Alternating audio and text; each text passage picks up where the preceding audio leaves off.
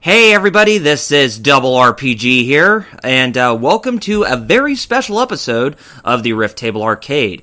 This very special episode is one set of people who are doing their E3 wrap-up of E3 2014. And it's just only two people, myself, Double RPG, and the other joining me is VenixKensai. Hey, Paul, how you doing today? Good, I apologize. I've been among the missing in the shadows of gaming realm because I played Watch Dogs for quite a while. So that's probably why. Yeah, it's probably why you didn't hear from me. That and personal stuff, so I apologize for not getting part of the Nintendo wrap-up. Or the, what do you call it? The predictions. Well, yeah, the predictions, and we even invited him to be a part of like the E3 live stream, but he had to work. Yeah. During the time, so hey, it's okay. At least you're here to, talk about this. Yeah.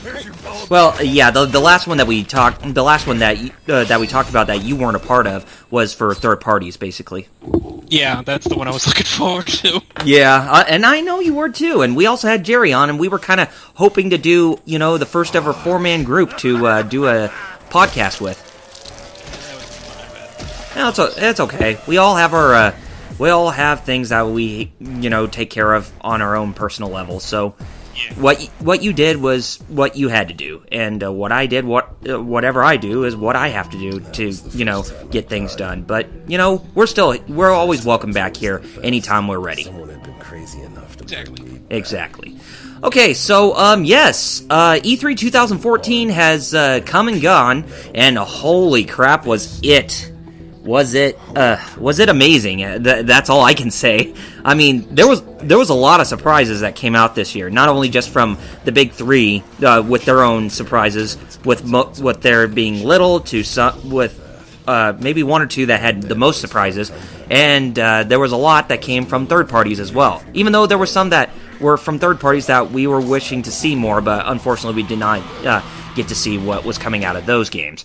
But Paul, what did you think of the E3 this year? Just a little basic summary. Your initial impressions. A lot better than last year. Mm-hmm. Better than last year. This year was filled with a lot of surprises, a lot of head turners, and a lot of ooh-ah moments. Last year was just kind of like, alright, well, new consoles, here it is, and there we go. Oh, yeah. Yeah, that's kind of how I felt, too. I mean, it was definitely far more structured and definitely a lot better put together than last year. Even though last year had its moments, but this year was a vast improvement over what we saw. Oh yeah. Yeah, and we're going to be going down in line and talking about briefly talking about Microsoft's press conference, and then we will talk about Sony, then we will talk about Nintendo, and then we will talk about some of the third-party games that really interest us or don't really interest us, but we'll save that at the end. And we're going to try to limit we're going to try to limit all three of the first-party publishers' press conference, Microsoft, Sony, and Nintendo, to at least 20 to 25 minutes in length, because we don't want to, over-talk too much, or else we would have too much to say about the whole matter. But anyway, even though we do like to talk, past beyond the hour limit, but, We try. But anyway, let's go ahead and get started, and the first one that we're going to talk about is the Microsoft press conference, and this is probably going to be more in Paul's territory, since he does have the Xbox One, and even though I don't have an Xbox One, but there has been a game there that really has intrigued me to actually want to buy it when it comes out. Which one? Oh, Platinum Games' new game. Is that the Sunset Overdrive? No, that's Insomniac Games. It was the one with the dragon. It's called Scalebound. Oh, Scalebound. Yeah. Yeah. That's what I'm looking forward to as well. Yeah, I mean, when it comes to Platinum Games, I really have high hopes for them because they really are one of the only Japanese developers who know how to make really great action games. And when you have somebody like the creator of Devil May Cry and Bayonetta and Okami and Beautiful Joe there as one of the head guys, it's bound to be a good game regardless. Yeah, exactly. And the one thing there is, just from the trailer, it looks like it has some decent polish to it. And I don't know, something kind of like maybe a Panzer Dragoon style shooter with a little bit of DMC, Devil May Cry action. I don't know. That could be, or could be going for the style of, like, I don't know, maybe Drakengard or maybe Draken the Ancient Skates that were on PS2. But, well, of course, with the hack and slash elements of Devil May Cry or even Bayonetta, because we got this guy who's in the trailer, which was pretty much just a CGI trailer of what was revealed there, by the way. He is pretty much wearing, like, just this regular street clothes, and even has headphones, and he pretty much has, like, just a broadsword on his back. It makes you think maybe the main character's being sucked in through his TV and playing video games, something ridiculous like that. You know, yeah, you never know. And then he's riding on a dragon at the end of the trailer. I think he was trying to tame it at first, but then after he tamed it, he rode a dragon, and then all of a sudden, either what equates to Orochi from Japanese mythology pops in the background, or it was a Hydra of some sort. Yeah, and the main thing there is I look forward to seeing what Kameya, actually, or Hideki Kameya, has in store for this, so we'll see. Oh, yeah. I definitely am looking forward to his next big thing, but whether if he's director or if he's just supervising the game, that remains unknown, but I'll have to see. But again, we just only saw a CGI trailer, so I'm guessing we're probably going to be seeing more of this game probably coming up either at Gamescom or the Tokyo Game Show, if we finally get some hands-on with gameplay, basically. Yeah, exactly. One thing, too, to kind of go into, I'm glad to see indie developers, or ID at Xbox, start to come in. So Phil Spencer kind of was like, hey, you know what? We screwed up last year. Let's turn it around. We got some indie developers, and I mean, some of them look cartoon. Well, one does look cartoony. That one that looks like a Popeye cartoon. What was it, Cuphead? Oh yeah. I think it was. I mean, that's what I'm talking about. That's where indie developers are interested in working with Xbox again. The only thing that I'm worried about, though, and it's kind of the same thing, is what is it called? It was Project something. Project Spark. Oh yeah, Project Spark. That I am hesitant to see, but we'll see. It's like it's going for it's kind of like an RPG Maker game, or it's kind of like going for that same vein as Little Big Planet 2 on the PS3, where you can actually create your own game in any genre of some kind. Basically, and you can make your own Conquer game. Yeah, that was something that really shocked a lot of people, even myself. When I was very surprised when Conquer showed up on screen, and they even got the original voice of Conquer, who goes by the name of Chris Seaver, to actually voice the character in that 10-second clip with Conquer actually speaking. So, and he pretty much did a recreation of the intro to Conquer's Bad Fur Day on the Nintendo 64, where this time around he actually saws in half the Project Spark logo. Yep, and then he says, "We haven't had this game in 10 years. Might as well make one ourselves." And then it ends. Yeah, is that an indication that Conquer is coming back, or is that an indication that Conquer's dead, basically? You're probably going to have the tools to make a Conquer like level or game or anything like that, but to be honest, I don't think they're going to be doing anything with Conquer or Banjo-Kazooie for all that matter. Yeah, and it's kind of a shame too, because a lot of those great games actually originated on the Nintendo consoles that seemed like they had a bright future, but now since they're owned by Microsoft, they tried to get some of their publicity, but just haven't achieved the same level of results. They've been mostly underwhelming at best. Yeah, it's sad, but yeah. And by God, I feel bad for some of those people who actually had to do videos about some of those certain games, like JonTron, for instance, when he did Banjo-Kazooie Nuts and Bolts, or when he even did that video where on Project Spark where Conquer comes about and saying, "Oh yeah," and he thought that a new game was coming, but when Conquer said, "Yes, we'll have to make our own game," that's when JonTron just all of a sudden he just broke and just pretty much tried to destroy his Xbox One, although I'm pretty sure he only just destroyed the box. He would never actually destroy his console. I don't think I've seen anybody in love with the old Rare franchises as much as JonTron. So, of course, I can understand if it was a beloved series like Mass Effect and. Like, for myself, I think I would be right there with them, so... I mean, I think Banjo-Kazooie is probably his favorite game of all time. Oh, yeah. Don't forget, if you want to dance your heart away, don't forget about Dance Central. With Disney Fantasia. God, that's one thing. That was one of the weak points for that entire press conference, and I'm gonna kind of go on. Well, besides Call of Duty Advanced Warfare, but that's technically it's not a Microsoft exclusive, so we'll talk about that in the third party. But the one game that I really did not I looked forward to before E3 and then saw it, and then I'm like, I don't want to play it. Sunset or Overdrive. Oh, really? Yeah, I don't know what it is. It very unique feel, very unique look. But when the gameplay was happening, I'm just like, ew, what is this? It's like Tony Hawk meets Crackdown. Like Tony Hawk meets Ratchet and Clank, basically. Yeah. Or Tony Hawk meets Jet Set Radio or whatever. Yeah, Jet Set Future, whatever. Yeah. Jet Set Radio or Jet Grind Radio / Jet Set Radio Future. I don't know. I would have to get my hands on it to actually play it, I guess, but I don't know. Well, it's just the thing is, I know Insomniac wants to try out other things aside from just making Ratchet and Clank games or games that are on the PlayStation brand, but it's just hopefully Sunset Overdrive will help them break the mold, because the last one that they made that was developed outside of Sony's hands was Fuse on the PS3 and 360 that was published by EA, and that was met with negative reviews. Oh yeah. Heavily, but it's a very unique art style, and I don't know. I would have to personally just be like, okay, let me try this out. Mutants shooting people. If it's co-op, then whatever. I'll try it out. And I will go on to say that throughout this entire video, co-op was shown a lot this year, and I'll talk more on the third party. Oh yeah, definitely.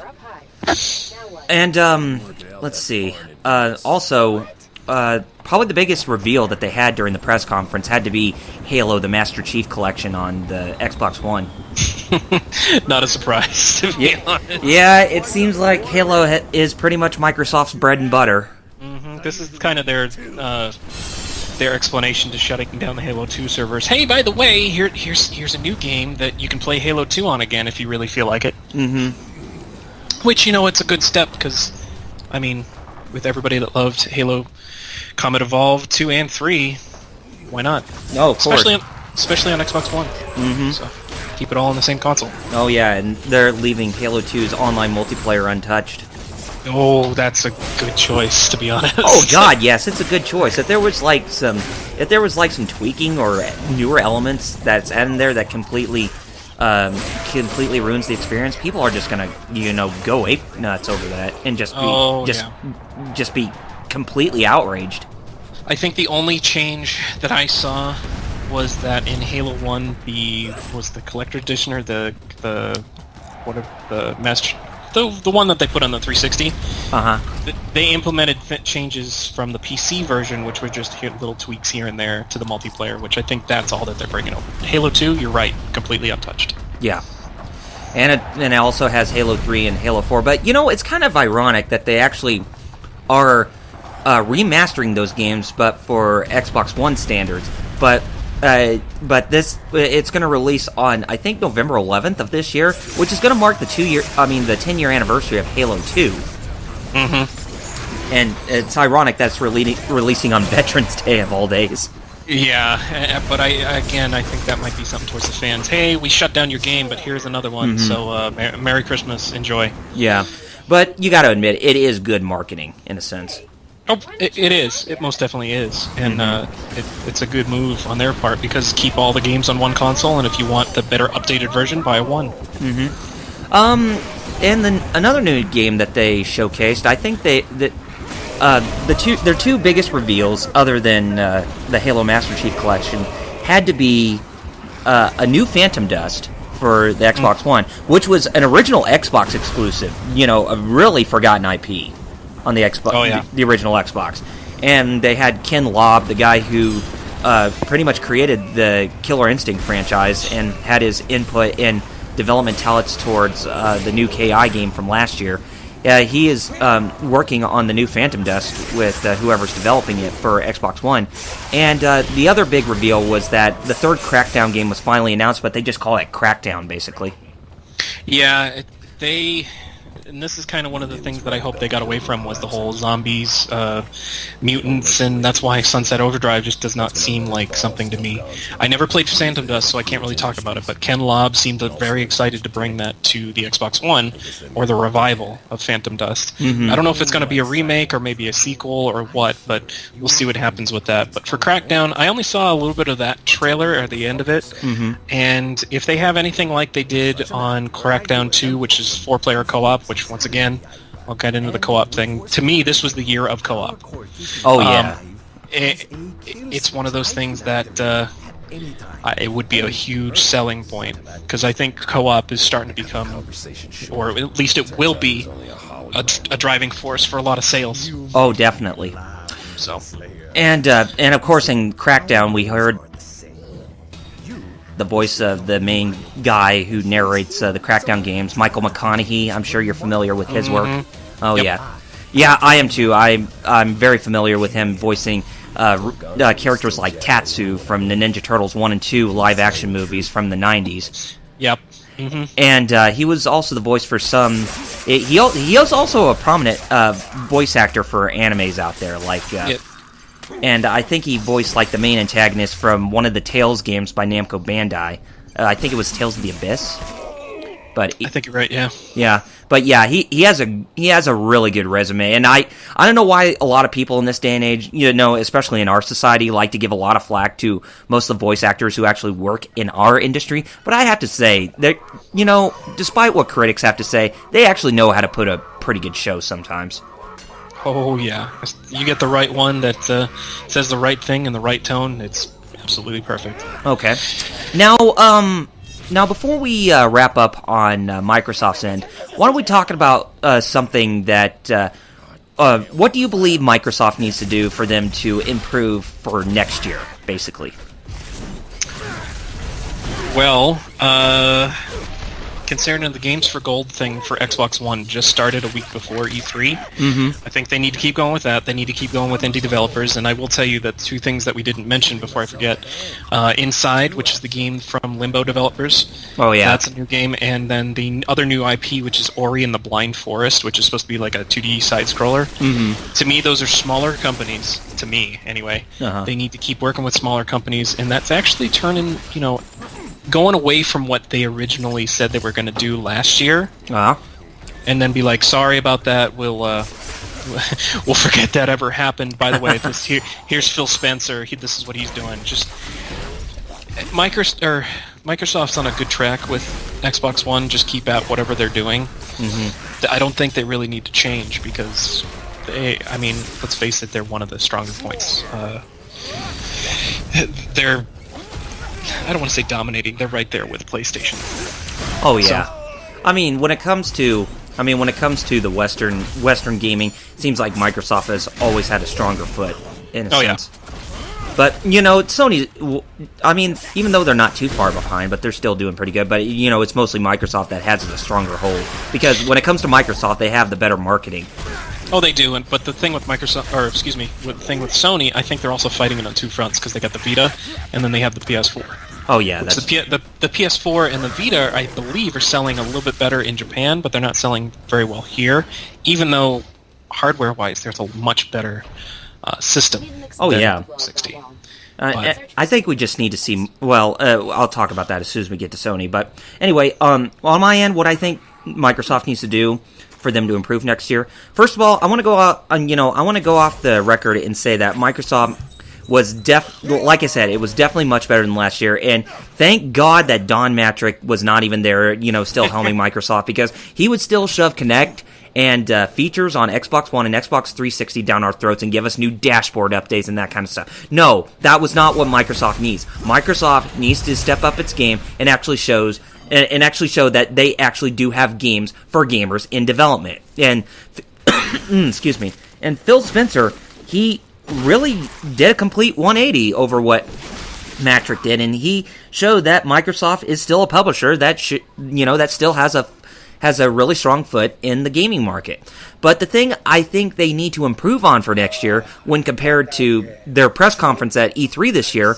is that with whatever new games that they show, they need to put more focus in showing a bit of gameplay and not just, CGI trailers, because it seems like they were neck and neck with EA with what they were doing, was just showing CGI trailers, but no gameplay, or doing gameplay demos.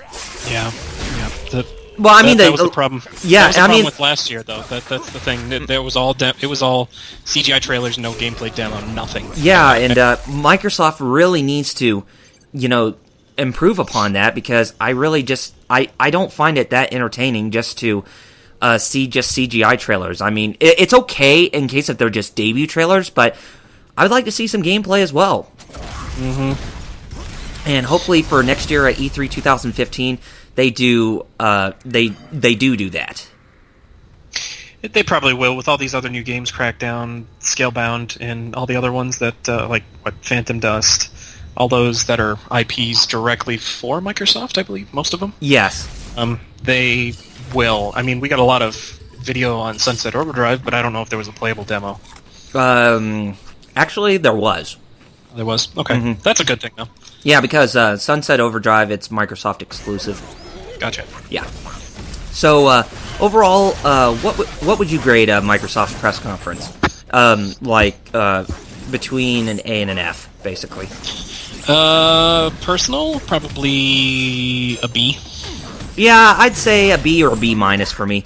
I said, it was a strong showing, but I think the only thing that kind of set it back from doing any better was that, like I said, they were just mostly trailers for new games and not just gameplay.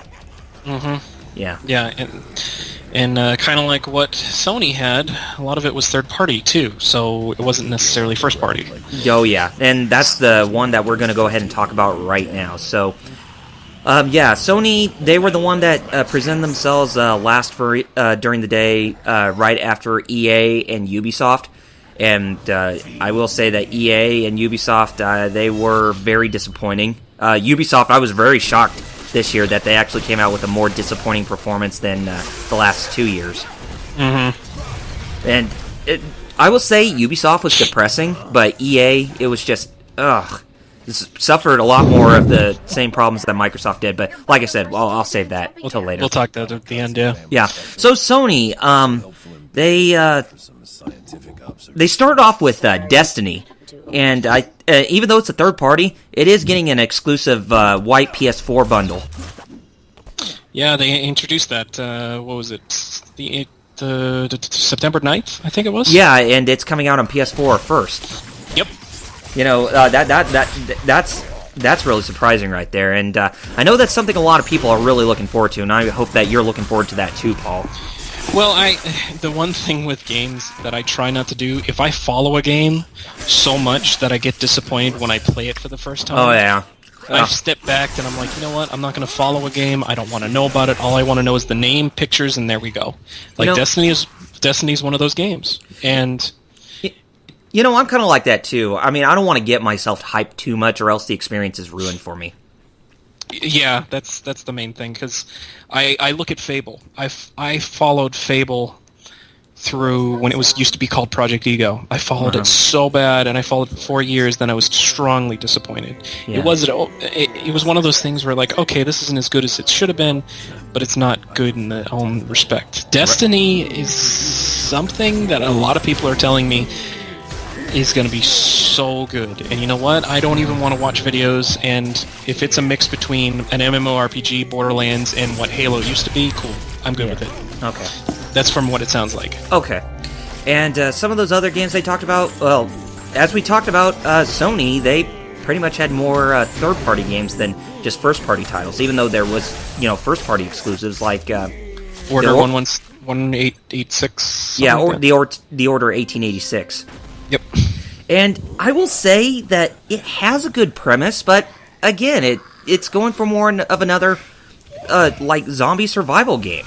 Mm-hmm. And do we really need another one at this point? Well, don't forget we're getting Evolved, which is not a zombie survival horror, but let's see, we're getting Dead Island 2 was also announced around. Oh yeah, Dead Island. Sony. Dead Island 2 I was very surprised by as well. And the thing with Dead Island 2 is actually being developed by the people who made Spec Ops: The Line, so it's not Techland this time around. See, and that's where I'm kind of hesitant. because I think, and I'm going to actually do a little research while we're talking here. I think some of those people, along with the old SOCOM folks, made that really bad third-person Resident Evil game. Oh yeah, Slant 6. Yeah, so I saw the trailer. It was an interesting trailer.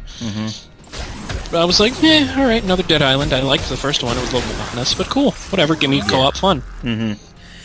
But, you know, going back to The Order 1886, I've been hearing people saying that the game looks good, but it's just its gameplay is pretty dull. Yeah, I excuse me. Hit puberty there for a second. Yeah,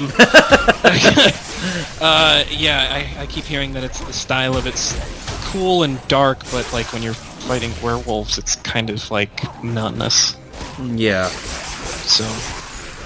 I just, you know, it's one of the things I'm also going to bring up at the end when we talk about Sony, but some of the other games that they showcased that were exclusive. The new Bloodborne game that's being developed by From Software, the same people who developed both Demon Souls and Dark Souls 1 and 2. And this is pretty much like a love letter to Dark Souls fans, or fans of Dark Souls, but it's going for more of this, I think, Victorian era type of setting. Yeah, I'm staying away from those masochistic games. No, thank you. I will stay in my corner playing my Mario and Smash Brothers. I will stay over here. But the other thing besides them is Little Big Planet 3. Oh yeah, was also announced, and it's another cute addition to the thing. Not necessarily something for me, but I mean, I had Little Big Planet 1 a long time ago, and I was just like, all right, this is cute. It's like Weebles wobble and they don't fall down, but you know, if you're creative enough, you can do it. But, oh, of course. And you know, I was really happy to see Little Big Planet 3 there. But the thing that really turned me off to the game is that people who actually got to try out the game said that it lacks the innovation that Media Molecule had. And granted, Media Molecule is not developing the game. It's actually Sumo Digital, the same people who developed Sonic and All-Stars Racing Transformed. Here's a question for you. Okay. Yeah, I think they don't want to take the creative steps like...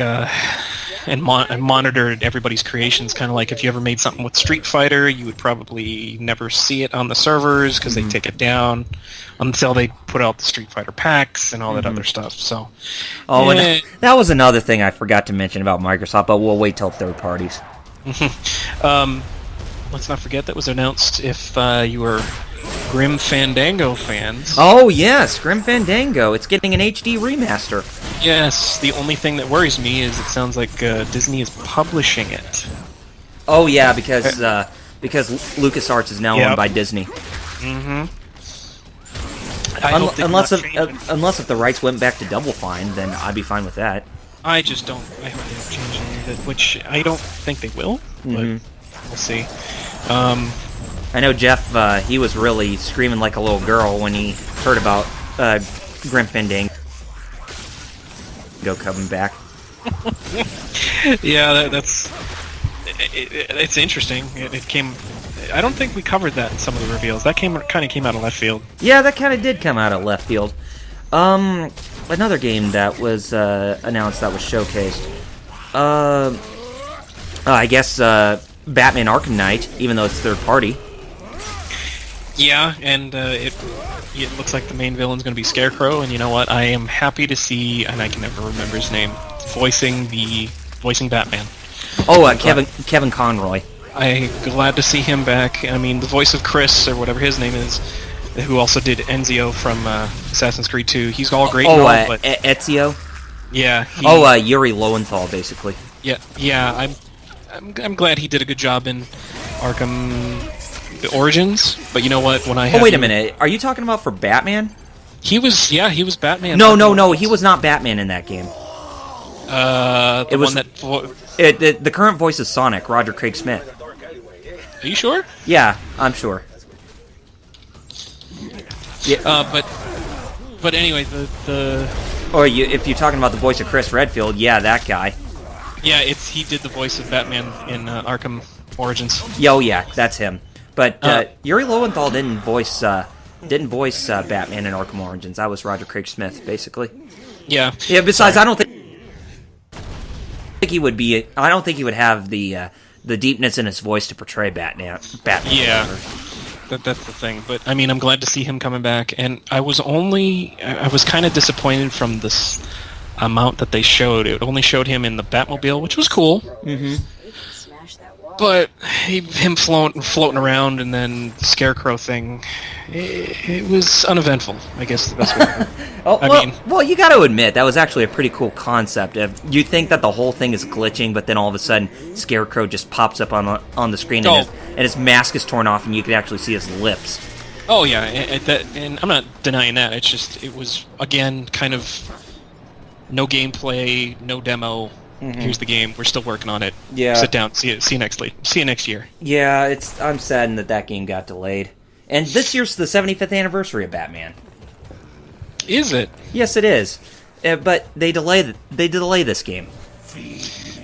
Well, maybe, you know what? If they give enough polish to that, like Ubisoft did for Watch Dogs, I would absolutely love it. Oh yeah. But moving on a little bit before we get too much on one thing. Two things I did want to mention is they said that over 100 Vita titles are in development. Yes. Nice, but where are they? Yeah. What are they? Mm-hmm. That's something that made me go, okay, well, don't do that. I've seen you do that, leave things on a string, and then be like, sorry. The other thing, PlayStation TV, whoopee-doo.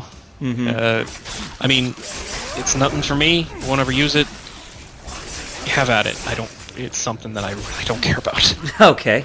But you know, probably the only people who are going to care about it is ones who are actually going to record gameplay footage off of it, because you can actually put in the cartridges. YouTube. Oh yeah, because you can actually put the cartridges in PlayStation TV, basically. Mm-hmm. But the only maximum resolution you can get out of it is like 1080i, which I was very shocked by. Well, I mean, it's maybe it would be better for like if you had a PS4 and you wanted to record it. But for me, I'm just like, meh, whatever. Yeah. I'll keep my $99. Mm-hmm. But there is one game on the Vita I am looking forward to, and that's Tales of Hearts R by Namco Bandai. Really? Yeah. I did not think that game was going to get a Western release. Yeah, I've only been played one or two games on the Vita, but so have I. To be ironic. Yeah. And I have 4 games on me right now. Let's see, what else? I'm trying to think. The Ratchet and Clank movie. Oh yes, they did show a new trailer for that, and they also mentioned that the first Ratchet and Clank is actually getting an HD remake for the PlayStation 4. Mm-hmm. That was very surprising, and not to mention too, they also showcased No Man's Sky, which I think they announced during VGX back in December. They did, and I was actually going to talk about that towards the end of the Sony. But yeah, they talked about it. They said, hey, we only have 4 people working on it. Please, we appreciate your patience, but this is what it looks like now. And to be honest, it looks awesome. And they also had this new game by the developers of Journey called Entwined. Yeah, that... I was kind of like, oh, okay, cool. It's basically like the souls of lovers, but they end up being transferred into a bird and a fish, and they try to get together, but things keep them apart, and they try to work together to come back to each other, basically. Yeah, it's one of those indie developers, or it seems like an indie developed game. It's like, yeah. Oh, okay, cool. I mean, it has a good premise, but... it's unique. Yeah, it's unique. But probably the last game they showcased that we were very surprised to see is that there was a new Uncharted being worked on called Uncharted 4: A Thief's End.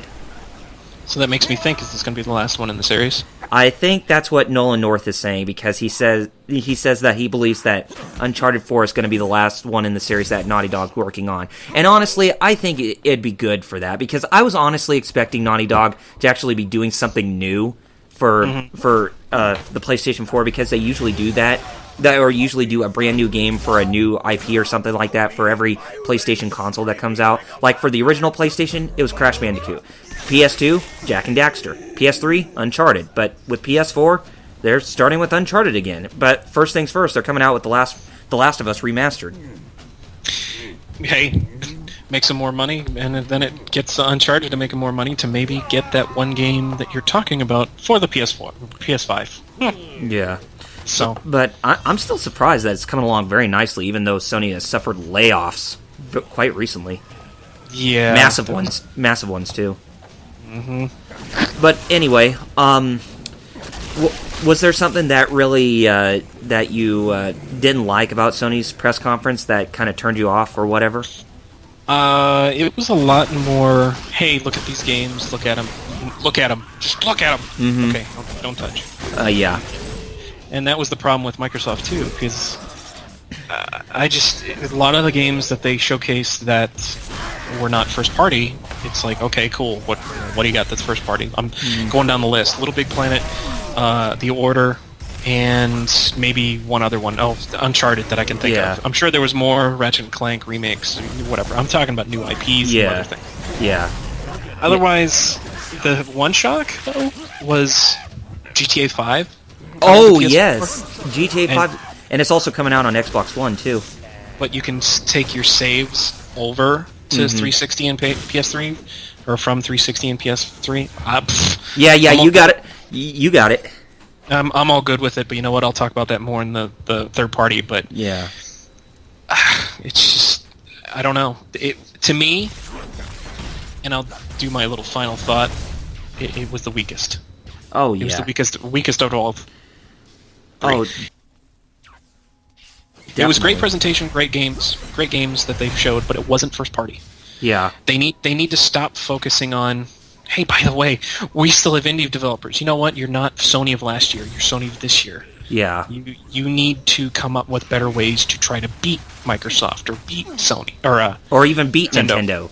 Beat Nintendo at the handheld market. You got 100 titles in Vita. Great.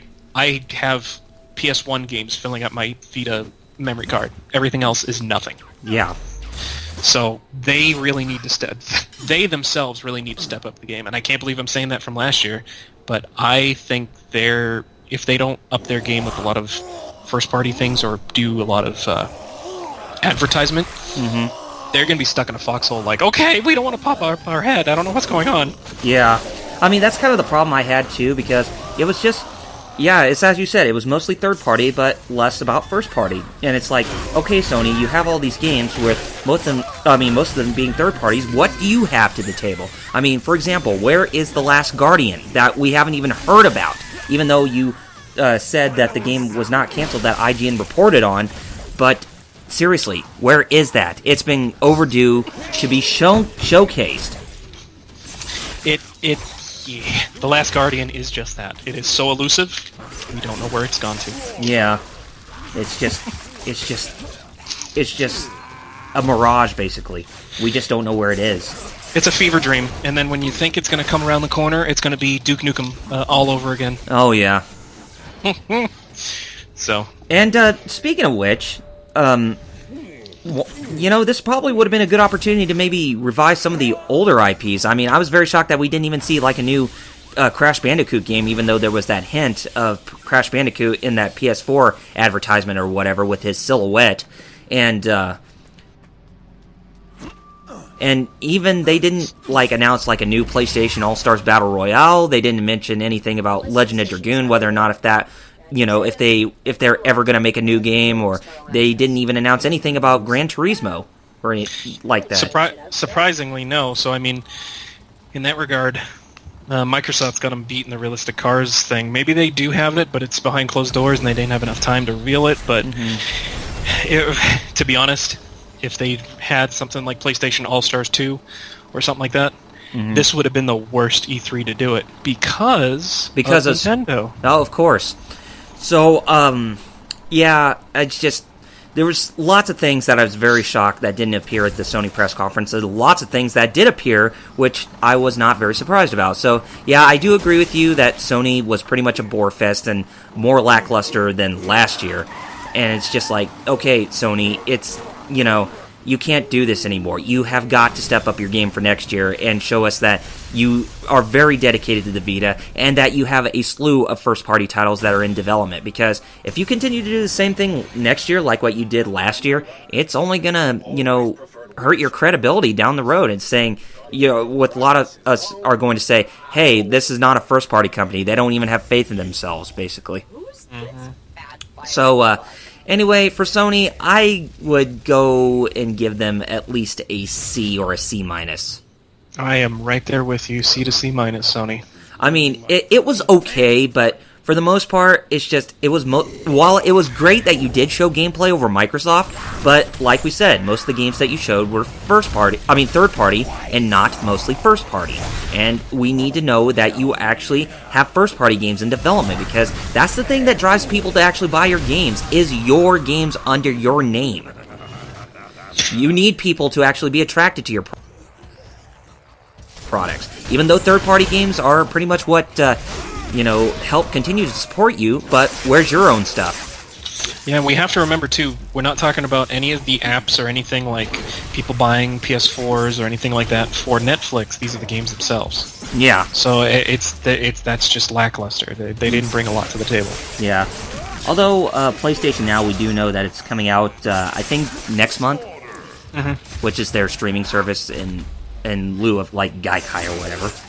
Yeah, which is great, but I mean, but then again, I have to see more to see if how good it goes. But anyway, that's enough for Sony. Now let's talk about Nintendo. And I think we, both you and I, will agree, and a lot of us on the internet can agree, that Nintendo was probably the one that came out on top this year in terms of a really strong quality of presentation, or strong presentation with quality, basically. They showed a lot what the fans wanted. And they showed a lot of games there, like a lot of games that fans wanted too. And we even got a glimpse and a hint of some games that were actually in development, especially during like the Nintendo Treehouse at E3 stuff.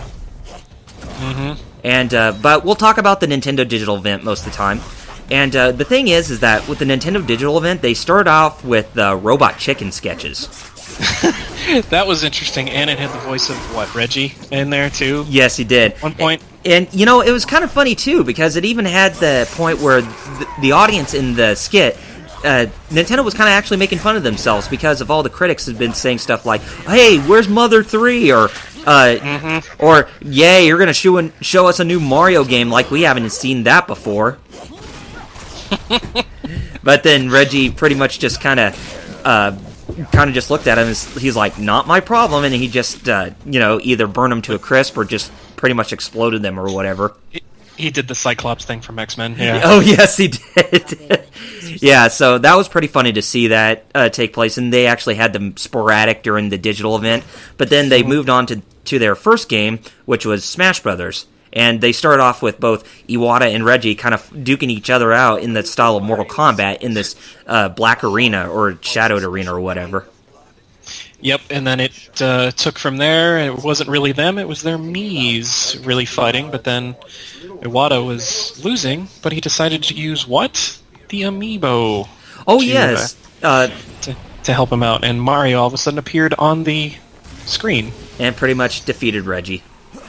Yep. And for those of you who don't know, the Amiibos, this is Nintendo's answer to Skylanders and Disney Infinity with the toys, but they're the NFC figures that hold data for like certain characters or for certain games where you can actually put the Amiibos on the NFC function or the NFC part of like the 3DS or even the Wii U with the gamepad, and you can actually get all sorts of things. So think like DLC in a toy, but you're actually transmitting that data into your game.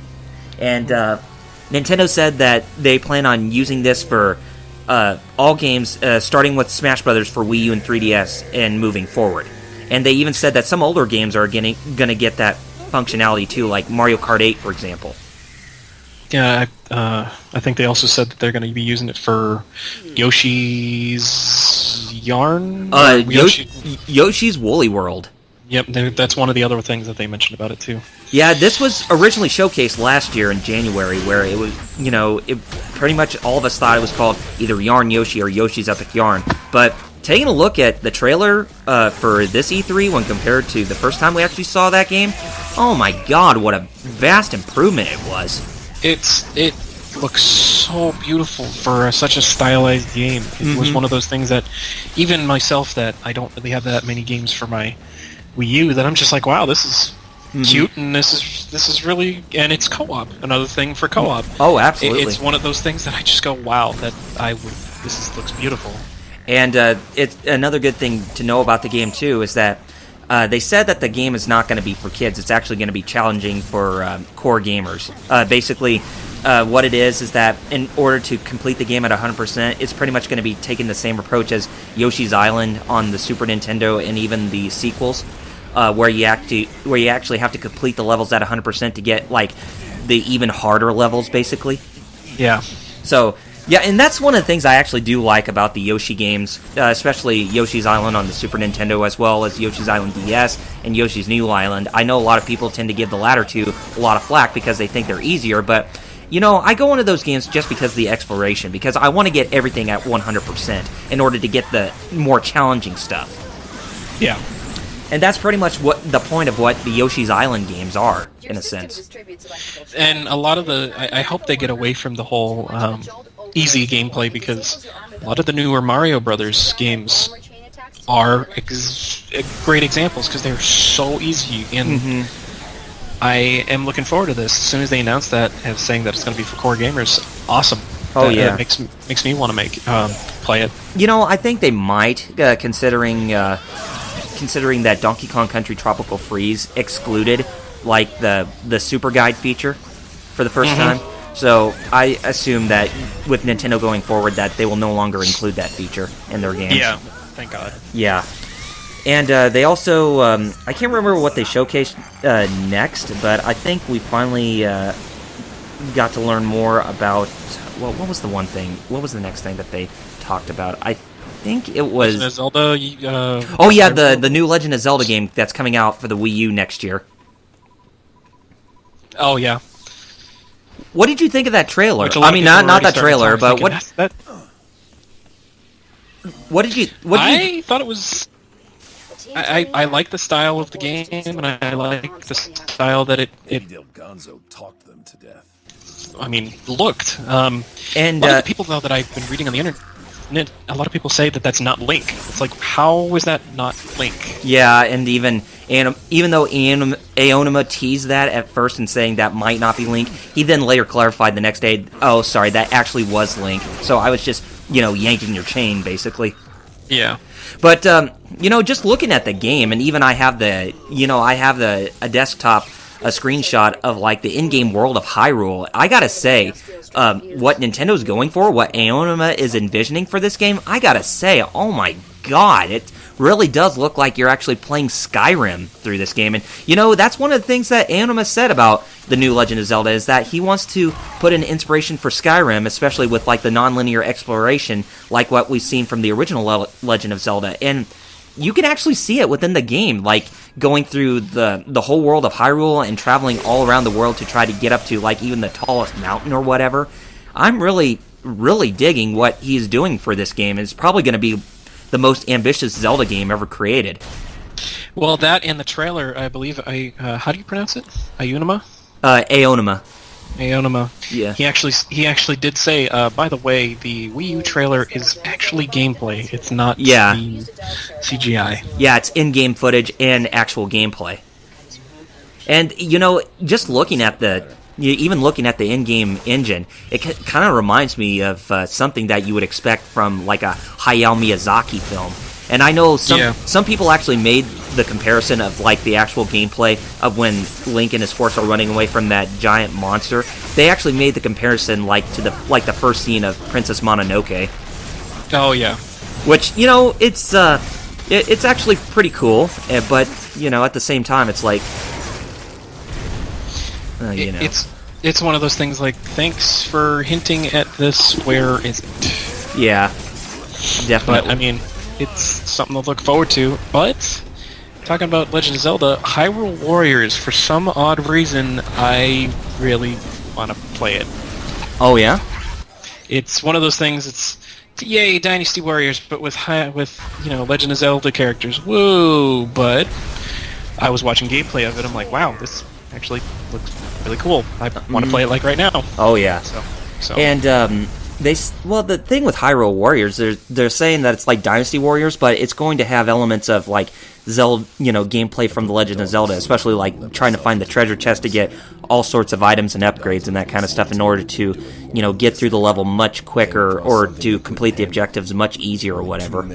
Yeah, which, hey, it's an interesting combination, but I'd like to see it work. Oh, absolutely. And they showcase that 4 characters that are playable, but I think they have like a total of 9 playable characters throughout the whole game, where 5 of them are still missing or haven't even been announced yet. And the ones they introduced that are playable characters, obviously we know that Link's the playable character, the main character of the game. And then we have Impa, which she is from her Skyward Sword incarnation. And then we have Midna from Twilight Princess, but in her transformed, state that we actually saw her in Twilight Princess. And this was actually quite a bit of surprise.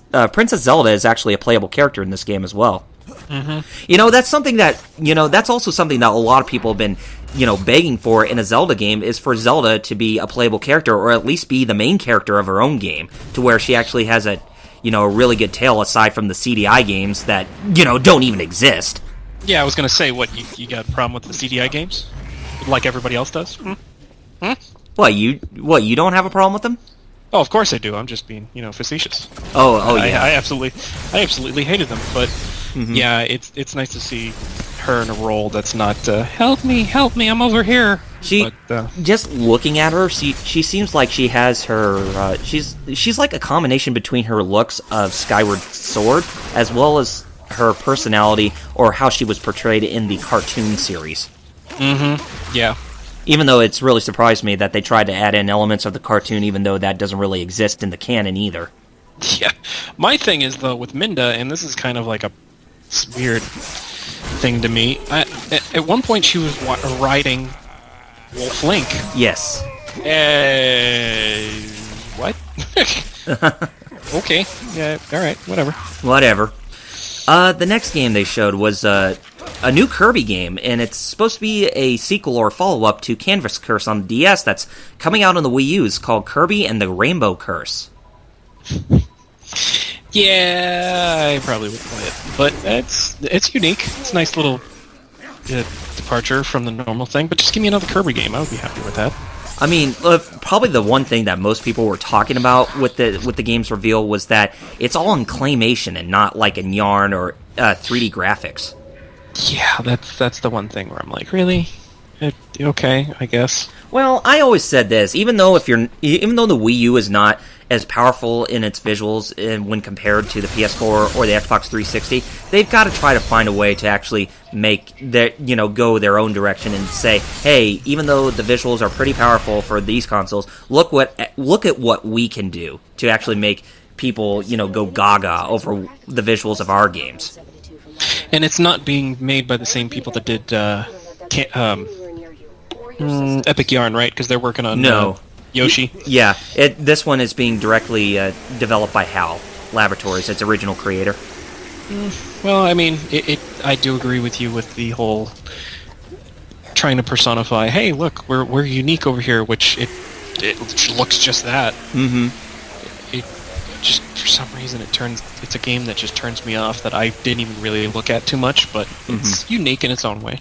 Well, I mean, Canvas Curse, it was a pretty tough game on its own, too. It had a really steep learning curve, especially with trying to figure out how to get through the levels and all, because it was mostly stylus-based, kind of like the most recent DS game, Mass Attack. Yeah, which I didn't play, but I regret that. Yeah, it was a pretty good game, too. Yeah, it takes a long time to get through it, too, and it also has a steep learning curve, but this one is coming out in 2015, so even though you might not be looking forward to it, Paul, I'm looking forward to trying it out. So anyway, next up is I would say Bayonetta 2. That's an interesting. That was actually one thing that I was just like, okay, but then when they announced Bayonetta 1, the original Bayonetta was included with Bayonetta 2. With its own features, too. Yeah, that made me think, okay, maybe I can finally get into it now that I own a Wii U. So, 2 games for the price of 1. Yeah! Oh, yeah. it's definitely going to make me want to get rid of my old copy of Bayonetta 1 and just play the Wii U build of it. And I think that's what I think that's what the developers want to be like, oh, look, because it was on, 360 and PS3? Mm-hmm. So now it's like, hey, look, Wii U version, maybe, are they doing updating visuals too? That's probably... Yeah, they probably might be chalking up the visuals a little bit, but we do know that they have the brand new costumes for Bayonetta to wear. Link and Samus. Link and Samus, and a skimpy outfit for Peach, basically. Just like all you fanboys wanted. Oh, of course. And each of the costumes have their own unique features, especially with Peach when you have, like, the summoning demon, to help you out with doing some of the strong melee attacks. You could actually see Bowser's hand or his fist and his feet doing all the stomping or whatever. And I didn't see that part, but that's pretty funny. Yeah, and with Link... With the Link costume, you can actually use the Master Sword as your sword weapon, and you can actually collect rupees instead of halos from your defeated enemies. And when you collect keys, it actually makes that it makes that jingle when you collect items from treasure chest, basically. Mm-hmm. Da da da da.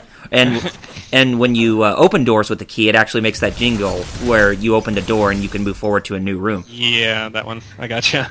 And with Samus, you can actually... there's this button where you can actually turn up or flip up or flip down the visor to where you can actually see Bayonetta's face, or you can have the visor covering her face to see her with the mask on or whatever. And but nice little aesthetic. Yeah, but the thing is too is that her only weapon is the power beam cannon or the arm cannon that she has, so no handguns coming from her this time around. Yeah. But nothing else for that matter. But yeah, it's very nice that both games are being packaged for the price of one, basically. And Thank God. And you'll be able to get them either by retail or by digitally through the eShop when it releases this October. October is going to be ridiculous for games. Oh, of course. Smash Brothers. Which it was pushed back. The Smash Brothers, I think at one point he's like, I'm sorry, please let us polish the game.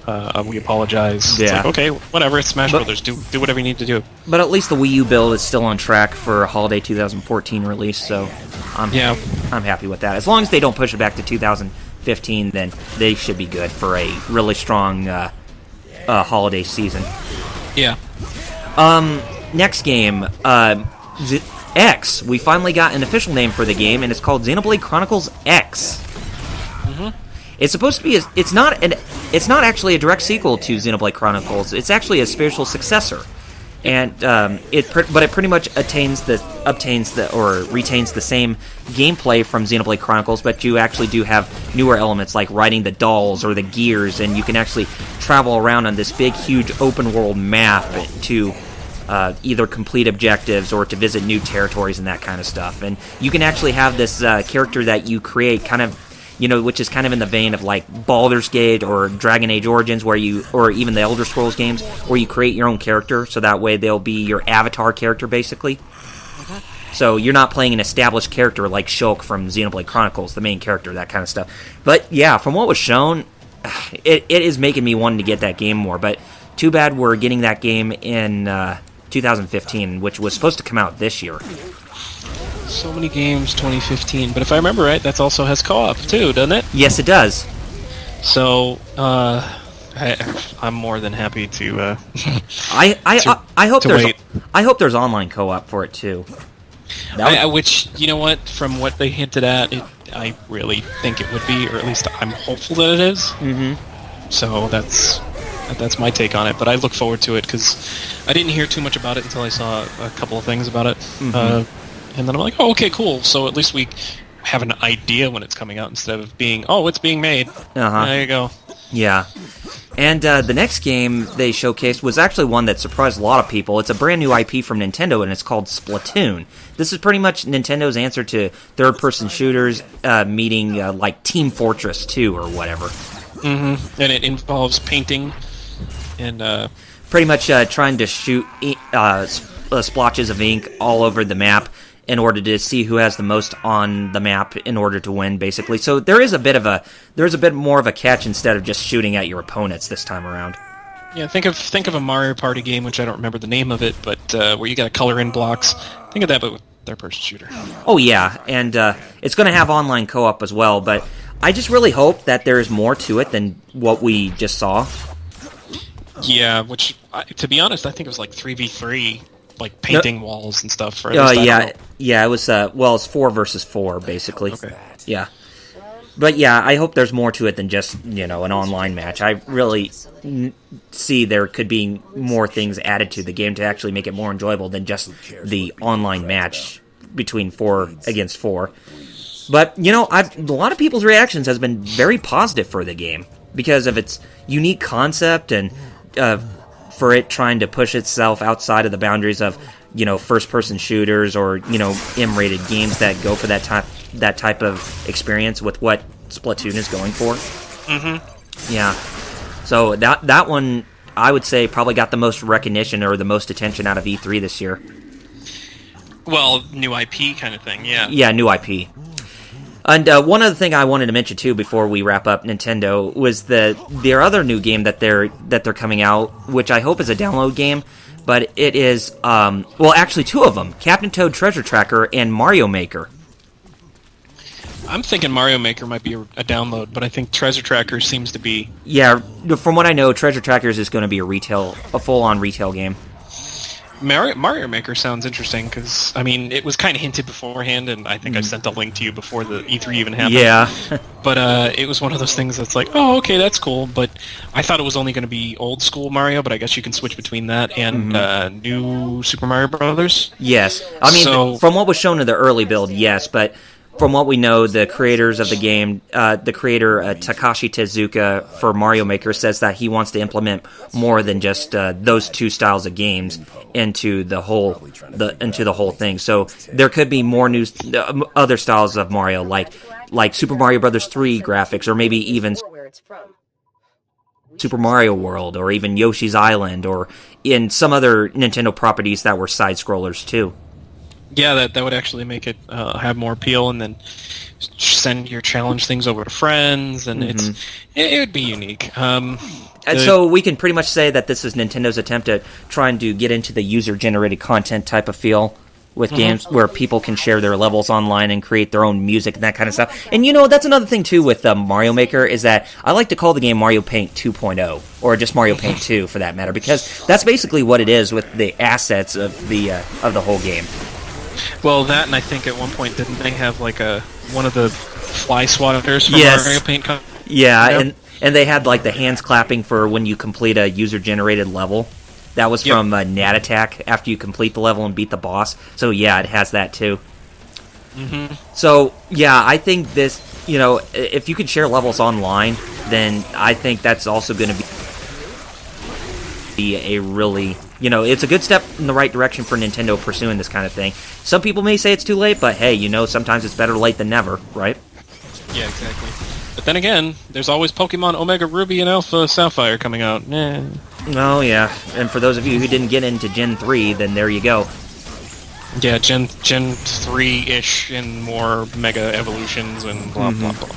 Yep, and now to wrap up, they announced a new character for... Super Smash Bros. For Wii U and 3DS since they've gone back to Smash Bros. And it is Lady Palutena from Kid Icarus Uprising. You're forgetting one yellow circle. You're forgetting one. Oh, Pac-Man. Pac-Man. They announced Pac-Man, which makes sense because I think I called this since Namco is making the 3DS version. Mm-hmm. So you know what? I like Pac-Man more than Solid Snake. Oh, yeah. Because Snake did not seem like a character that should have been in there. He's too realistic. Lady Palutena, yeah, okay, cool. That same universe as Pit. And I like she has like 37,000 moves. Yeah, and it was really fun. What was really funny about her character in the game is that she always yells out her moves like she did in Kid Icarus Uprising, so I thought that was actually a nice touch. I'm wondering if she's going to break the fourth wall, or at least try to, they did. She probably is, especially with the trailer for her appearance. Mm-hmm. Yeah, so I assume they're going to be doing that for her too, which would add, nice tribute to Kid Icarus Uprising in a sense. Oh yeah, but last but not least, after the press conference, they actually announced 2 other games that are coming out for the Wii U next year. And one of them, I think, is on track to be released before the end of this year. The one that's coming out next year is a brand new Mario Party called Mario Party 10. But the one that really shocked a lot of people for being a third-party exclusive and being published by Nintendo is Devil's Third, which is the game that is being developed by Tomonobu Itagaki, the creator of Dead or Alive and the reboot Ninja Gaiden series, where he formed his new development studio, Valhalla Studios, and it was the game that was supposed to be published by THQ for the PS3, 360, and the PC before THQ went bankrupt. But the publishing rights went back to Valhalla, and then Nintendo picked them up, and now they're publishing the game for the Wii U, exclusively for the Wii U. Man, I mean, first we got Bayonetta 2, and now we got another M-rated game. They're starting to try to go towards the more mature audiences, which, you know what, Nintendo really has to push that boundary, because they're not with online games and trying to get mature games on their consoles. They're really iffy about. Oh, definitely. Yeah, definitely. Let's hope they open up a little bit. Which, before we go any further, I just want to mention that Monster Hunter 4 really wasn't, which one of the games that I was looking forward to, really wasn't shown as much that has already been shown before. But that's another game that's trying to push online play capability, because they're trying to open new borders and they're trying to up their game. Oh, definitely. I mean, this is definitely a good direction that Nintendo needs to go, because they need to let investors or let skeptics know, hey, we're not a kiddie company, or we're a company, or we're a console maker or a game development maker or a publisher where everybody can play our games, not just for kids and families, but for everybody, essentially. And it's good to see with what they've shown at this year's E3 that, it's making me a believer, essentially. I'm happy that they actually are making better decisions. That a lot of people were blaming Iwata, but you know what? Maybe this is going to be the turnaround for them. Yeah, but there's still one thing that I'm actually still pretty peeved about, but I'll save that, for another time. But basically, it's about Nintendo's stance with not having a Twitch streaming app on their Wii U. They just opened up about being online. Well, we'll see if they ever open up about doing Twitch streaming. Yeah, they probably will, but we'll just have to wait and see. I mean, I do like what they have planned for Twitch down the road, but to stream games or have an app with the Wii U, it would make a lot more sense to have that. But then again, since Nintendo's kind of iffy about that, well, I guess they'll just have to wait and see how that goes to make a decision. Say, okay, we saw how popular it's become, we saw how fun it's become, we're going to include this streaming app on our Wii U in a future update. Yeah, Sam, is kind of like how they did Netflix late in the game, but we'll see. Yeah, we'll see. So, what were there any things that kind of turned you off about Nintendo's digital event? To be honest, the Amiibo. The only reason why is because the one thing that I worry about is, let's say, because I'm probably going to buy all the Smash Bros. Amiibo characters because they look cool. Yes. The only problem is what will probably happen. If you buy the Mario Amiibo, it unlocks, because there's also been told that there's like character moves from that you can unlock in the game and all this other stuff. If there's an exclusive piece of content that's only connected to that character in Amiibo, that's what's going to piss me off. Oh, yeah. That was the one thing that, it's a smart move, but that is really bad. Oh, definitely. I do not like that. And one thing that I thought was interesting was a lot of the developers were actually saying that they were really thinking that Amiibos can revitalize Nintendo's overall business, which it's a great business practice, but myself, I'm actually kind of pissed off about it. Yeah. Well, but then again, we'll just have to see how that goes. But, if this is a good way for them to make more revenue, then, well, all the power to them. But, again, it was just announced, so I really don't know if they announced everything of what the Amiibos can do, but we'll just have to wait and see. Yeah. For me personally, I did like their content of what they showed, but I still am pretty I'm still pretty peeved about their stance with third-party games at the moment, even though they do have exclusives. I was kind of hoping that they would at least, get some people more interested to putting out their games on their console. But I still do enjoy with what they're doing with the indie developers, and it's really nice that they give them more exposure during E3 with like the Treehouse thing. But it's like, where are some of the other games that that could work on the Wii U? Like, something that's really big and popular that can work on our system. Like, I don't know, maybe GTA 5 Wii U port or whatever. Yeah. But that would be interesting. Yeah, and I was kind of shocked that we didn't get to see anything like a port of like Final Fantasy 15 or Kingdom Hearts 3, or maybe even a Wii U port of Monster Hunter 4 Ultimate. Which they totally denied. They said no, they're not making that. But that's actually Capcom's thing, which we'll talk about. But was Kingdom Hearts even mentioned at all during E3? No, Final Fantasy 15 and Kingdom Hearts 3 were not even mentioned during E3. But anyway, if you had to rate Nintendo's digital event, what would you rate it? Honestly, probably because they had a lot of things that made me like an eye-opener. Mm-hmm. B+, probably to an A-. Okay. Possibly. I would have to go a little bit upward and give them an A. Really? Yeah. I mean, most of their games, I've actually, caught me hooked, just really grasped my interest to actually trying them out. But, I still am pretty saddened that some of them didn't get any more exposure, like Shin Megami Tensei Cross Fire Emblem.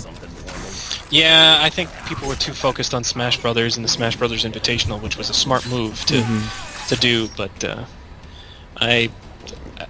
again, I'll talk a little bit more about my third-party stuff. Yeah. But yeah, I was happy to see the Invitational, and I was very excited for what they presented. Oh, definitely.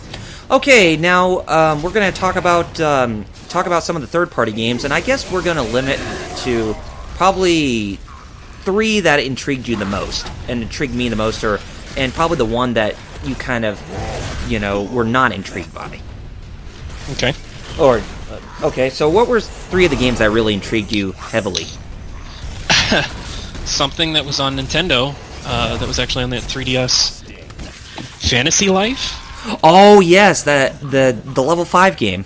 Yeah, and the RPG that's kind of like Monster Hunter, but you have to do different lives and all that other stuff. That's one game that made me go, huh, that's interesting. And I did a little bit more research, and it's actually coming out in October. It's already been, being translated and all that. Yeah. That was one game that made me go, okay, cool. Trying to think. So that was my one game. So trying to think of the 2 games. What about you? Probably if I had to, well, I can hardly find anything on Microsoft's side, but if they were like exclusive to the first parties. But anyway, no, I'm not going to do that. But probably the first one that I really got intrigued by that was on the PS4, well, aside from Batman Arkham Knight, was Metal Gear Solid 5: The Phantom Pain, the new trailer. Oh yeah. Did you see the real-time pooping horses? Oh yes, I did. That was why? Hey, realism. That's what yeah, I guess horse dubers basically. Yay! Wait, what?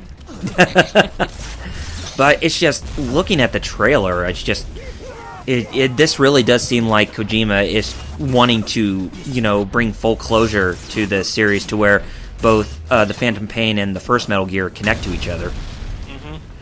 Yeah. Yeah, and it's probably going to be the point where we're actually going to see Big Boss become the antagonist of Metal Gear as we I got out of there. as we known him from back then. But I really did like how the story is from what was shown in the trailer. Just seeing how complex that Big Boss has to go down with, especially with what all happened in Ground Zeroes and trying to get his revenge against Skullface or whatever his name is in Metal Gear Solid 5. Yeah. Trying to think. Well, the other game that I really want to see more of that really intrigued me, because we're doing 3, right? Mm-hmm. I'm just gonna say Smash Brothers, just because, I mean, there's so much going on with Smash Brothers, and we have until October until it comes out for the 3DS. Yeah. You know what? Every single match that I was watching just made me want to play Smash Brothers more and more. Okay. Now, the next game I'm really intrigued by, even though it's not from a major third-party publisher, but it's actually an indie game, Shovel Knight. Yeah, they finally announced it being... It's going to be made available in a couple weeks. Mm-hmm. And that's one of the games I've actually been looking forward to on the Wii U and 3DS eShop for quite a while now. Yeah, I'm not surprised that they're bringing it to the 3DS, but you know what? It's about time, because it's been in development for a while. Yeah, and it's also going to be coming out on Steam, too, from what I know. Mm-hmm. Yeah, it is. And what's the third game that caught your interest? Well, I wanted more information about No Man's Sky, to be honest. Oh, yeah. It caught my interest a little bit more, but let's just say that the do-over. Mm-hmm. Assassin's Creed Unity. Oh, really? It's because of the co-op. The co-op is unique. I just hope that they do not limit it to just missions. Mm-hmm. So that was the one thing that's like, oh, Assassin's Creed with co-op, this is awesome. So, yeah, I got something to say about Assassin's Creed Unity, but it's probably the one game that at least impressed me. But I'll talk about that as soon as we get on with that. Okay. Now the third game that really intrigued me was the announcement of Final Fantasy Type 0 getting an HD remake for PS4 and Xbox One, which originally came out on the PSP back in, I think, 2011, and it never even saw an overseas release. But now we're finally getting an overseas release of that game, and that's been one of the games I've actually been kind of wanting to try, aside from, like, you know, Final Fantasy Versus 13 before it became 15, essentially. Yeah. I just wish they do an HD remake or possibly release on the Vita freaking Crisis Core. Oh, I know. It's just it really sucks that that game is not available on the PlayStation Network. But again, I understand it's licensing issues, but yeah, you know what? It's fight for it. Yeah, licensing issues, especially with like voiceovers and stuff. Yeah. Yeah, it's a common thing, and that's why not a lot of games that we wanted to see on PS Vita actually have made it onto like the PlayStation Network or the PSPs with the PlayStation Network. Like, I think Brave Fencer Musashi is one of those games I wanted to see on the PlayStation Network for quite a while. That was a PS1 classic, but the reason why it's not on there is because of licensing issues, especially with the voice cast. Mm-hmm. But you know, I have faith, or by God, or doggone it, get that Final Fantasy VII Remake underway, please. Hey, they made an iOS game about motorcycles. Well, yay. Well, hopefully it's better than all the Bravest. That's all I can say. Yeah. But, you know, it's something like that. It could work also on a handheld, like the 3DS or the PS Vita.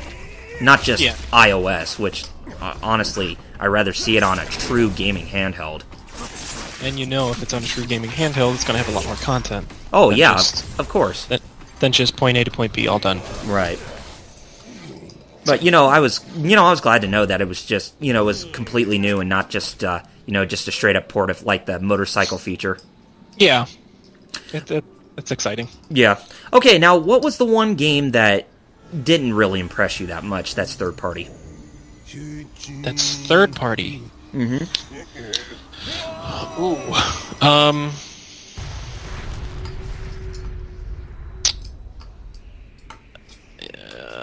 That's a toughie, actually. I'm going to go back to my original thing of Arkham Knight, which I really like the fact that Scarecrow's coming back. Mm-hmm. I do like that, and the whole Scarecrow segments out of Arkham Asylum was ridiculously awesome. Mm-hmm. But just for the fact that it showed Arkham, it showed Batman, you could hear Batman's voice, and you could see him drive around, and then all of a sudden the Bat car turned into a Bat tank. Yeah. And then he just jumped out of it. That's all cool and all, but I just hope they don't stick to the same formula, because they haven't changed the formula, and that's the one thing that I'm just so worried about. But I'm thinking that's probably the same thing for Assassin's Creed for you. Well, it's more to it than just that, but it's just, I mean, the thing is that I really do like the direction, or like the setting that they're going for, based on the French Revolution. Which we haven't seen a lot of games based on that time period in France. But it's just the one thing that really bugs me about the story is that they're not accurately portraying the French Revolution, especially when it comes to the women in the video game. Oh yeah, well, they're treating them like, like dogs or whatever. They're not, because during the French like before the French Revolution even occurred, there were actually women who were like assassins who tried to take down the corrupted government or whatever. Or some women, like in especially in Assassin's Creed 4 Black Flag, there was actually there was actually a woman who was a pirate who pretty much fought for her own beliefs and such. No spoiler alerts there, but I know who you're talking about. Yeah, so it's just it just really irritates me that some people say that they're trying to, even though it's a work of fiction, but they're trying to portray themselves from historical facts. But it's just some of the morals that they do, or some of the things that they just that they try to bend a little bit. I just don't agree with them. I just find them to be a bit unethical at times. Yeah. I mean, I guess I just kind of do turn a blind eye to that, because I mean, it's one of those things that it should have equality, but at the same time, it doesn't necessarily affect me in that regard. Okay. So I understand. Yeah, but from what was shown, I mean, it looks good. It looks much better than Assassin's Creed 4 Black Flag, but it's just... But in terms of gameplay, like you said too, it's probably another turn-off factor for me, but it's just that one part of the story I wasn't pretty much in agreement with. In the gameplay that they showed, it's like, oh, there's so many people on the screen. Oh, there's a couple ways to get up there. Oh, it looks like our friends, which it only showed 2 people at that point, but then all of a sudden it's 4 people. Oh yeah. Our friends are waiting for us, and they took another way around. It's like, okay, whatever. Yeah. But it's the whole co-op thing that makes me really think about it. But I hope they don't limit it to missions. Yeah, so I hope not either. That's what I'm afraid of. But other than that, that's pretty much what what surprised me and what did not surprise me. Did you have anything else that you wanted to add? Other than, like I said, I think this is the year of co-op, and a lot of people are getting away from multiplayer. And going back to Assassin's Creed, if they focus on co-op and get away from multiplayer, because to me, multiplayer is horrible in Assassin's Creed games. Oh God, yes. If they go to co-op, that's a great idea. And if I remember right, Far Cry, which was announced, wasn't that also co-op? Yes. And elephants are your main weapon of choice. Yeah, in the Himalayas. Another co-op experience, Fable Legends. I wouldn't be surprised to see if Batman is co-op. It's starting to go, and you know what? People like playing competitive games, but there's also another niche right over here. Yes. So, I mean, No Man's Sky is going to be multiplayer, co-op, whatever you want to call it. Even Super Ultra Dead Rising 3 Arcade Remix Hyper Edition plus Alpha Platinum or whatever. Yeah, which the Monster Hunter creators were actually joking about that during their Treehouse stream, but that's another game. Monster Hunter co-op, it's a lot of things to me. I think it's starting to become the years of co-op, because whatever everybody showed, there was at least 1 or 2 co-op experiences in there. Multiplayer, sure, but you know what? I think Call of Duty and Broken Field are starting to get their...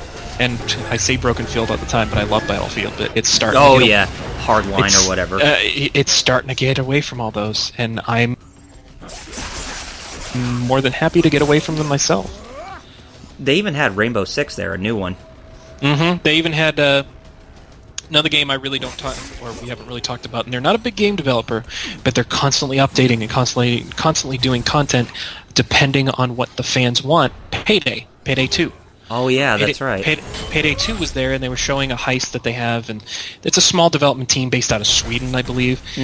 They are a great development studio, another co-op game. It's another game that you can kind of see where my niche is. Oh, of course. I really loved the fact that there was a couple of reveals, like Casey Hudson from EA was talking about Mass Effect. Mass Effect 4. Really didn't talk about too much about it, but as soon as I saw the character with an N7 logo on his chest, it made me go, okay, well, I hope they do more resolution than there was in the third game. Overall, though, this was a lot better E3 than it was last year. Oh, definitely. I would agree, too. I mean, it was much more... It was better structured. I mean, a lot of the stuff from last year just seems like it was just totally sloppy. Well, that and the one thing that proved it from this year, then against from last year, there were playable games. People got to play games. Last year it was like, oh, here they are. You can't touch. No, you can't touch. So it's like this year we actually got to see games, and it was eventful. You know, I was going to say one that I'm actually looking forward to in third party was actually Sonic Boom. But I've been hearing mixed reactions. Some people say it's good for both Wii U and 3DS, but some people have been saying it's bad.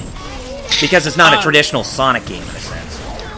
I would play it just for one playthrough, maybe through GameFly or whatnot, but otherwise, I don't know. Sonic games, they're iffy. Yeah, but, you know, I really hope that the game does well. But, you know, for trying something different. I do too, and hopefully maybe it might. Yeah. Be something different and not. Okay. So anyway, with all that said out of the way, what would you rate E3 this year? Entertaining, yet uneventful. Everybody had games that they're like, hey, it's in development, there's nothing coming out next week. Overall, a solid B, because had a lot to present, had a lot to look forward to, but it was kind of one of those things where, well, see you next year. Oh, yeah. I would pretty much be in the same boat as you. It was entertaining, yet uneventful. But I wonder if next year... Well, you know, especially when going back to Nintendo's, you know, digital event, and what Reggie said, how they presented the digital event with more of an entertainment factor, do you think that's something that should be done with all three in the future, or do you think they should just stick with what works best for them? You're talking about digital, like digital casting, kind of like the Treehouse for Nintendo? Yeah. They should, because it would get more people. Even though, like, if you're on an Xbox, you see the Microsoft thing, and it's got all these. I would totally agree with it. Okay. Yeah, because that was one thing that just really just kept me just straight eye on Nintendo throughout the whole thing was how they presented themselves with that entertainment factor with the different things going on. The digital event, the Treehouse demos, and even the Smash Invitational. And they did it even on the 3DS, didn't they? Didn't they stream to the 3DS as well? I think so. If you're connected Wi-Fi? Yeah, I think so.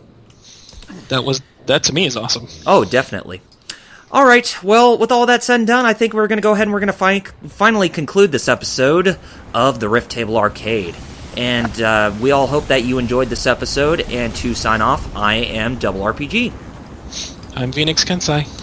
And I really don't have anything to plug this time around. But I did get a new 3 terabyte external hard drive. Nice. So I'm going to finally be able to put more content on it. It's from WD, Western Digital Technologies, or whatever it is. They've kind of been famous for their external storage devices or whatever. But yeah, they're a good company. Oh, yeah. So yeah, I'm going to be finally getting more gameplay footage instead of being restricted to just 320 gigabytes, which is a definite improvement. Like, I'm getting 3 times as more gigabytes in order to, get more footage put on my external to work on, other things. Yeah. And my review for Teenage Mutant Ninja Turtles Out of the Shadows is progressing nicely. Hopefully I can get to working on the live-action footage probably tomorrow, and then I can finally and capture a little bit more footage of the gameplay, and then finally get started with post-production. Nice. Yes, because after that, I kind of want to do a review of Yaiba Ninja Gaiden Z after that. Oh God, good luck with that. Yeah, that I was not. I was let down with how that in the final product. What, you don't like fighting zombies with ninjas? It's just it seemed like it had potential because it was going for something different, and it seemed like it would be the first game that actually could break the mold a little bit, since it was being mostly developed by a Western developer this time around.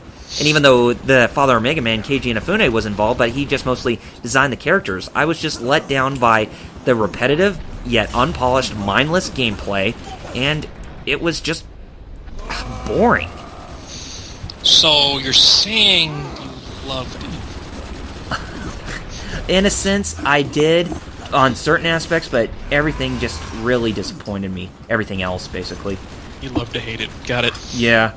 I mean, this is and it's kind of suffering the same problem that it had with Out of the Shadows and Deadpool from last year. Is that whenever a third party, excluding from those who worked on the God of War series, whenever they do a hack and slash, it just doesn't seem like they have any tendency to make their combat very stylish. They just kind of make it bland and just kind of are really broken and unpolished. They just don't want to, get you into the fast-paced action, which the Ninja Gaiden games done by Team Ninja in this day and age, well, except for Yaiba Ninja Gaiden Z, like Ninja Gaiden 1 through 3, Razor's Edge or whatever, and even like Capcom with the Devil May Cry games, except for DMC Devil May Cry, they want you to be, enthralled and just engulfed into the stylish and fast-paced action for that sense.